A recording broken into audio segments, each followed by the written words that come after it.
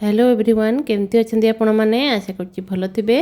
तो आज किसी रेसिपी मुझे आज गोटे माने टिप्स आनी बहुत हेल्पफुल भिडियोटी निहाती देखूँ। तो मुझे आयरन कढ़ई पैन दुईटा आनी भाविली आपण सहित टिप्स जब शेयर करी आपंकर भी कम लगे मोर बहुत कम लगी।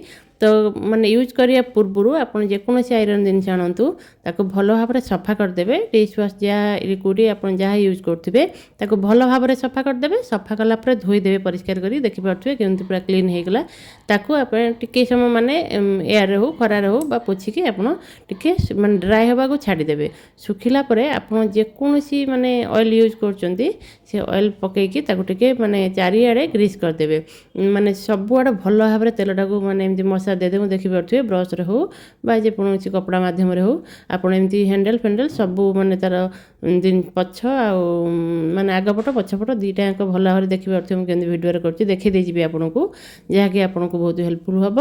तो मुझे सबुआड़े मसा देलापर किसी समय छाड़देवे। छाड़ला गोटे कपड़े भल भाव में पोछिकी आप रखिदेवे। आप टिप्सटा को 2-3 थर रिपीट करेंगे। रिपीट कलापर आप देखिए जेकोसी आयरन जिन यूज करूँ बहुत दिन जीव कि रस्ट लगे। तो आपन टे रोषे कलापर जो माने ओदा रखिए माने पानीटा को भल भाव में पोछिकी आप ड्राए करके रखिए देखिए आपंकर कढ़ई बहुत दिन पर्यंत लास्टिंग कर। तो यही टिप्सटा मुझे फॉलो करके मत बहुत हेल्पफुल होती भाविली आप सहित शेयर करदेवी।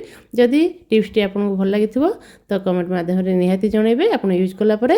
तो चैनल को जब सब्सक्राइब करना प्लीज सब्सक्राइब करदे। इंस्टा फेसबुक देखले फॉलो करदे। Thanks for watching.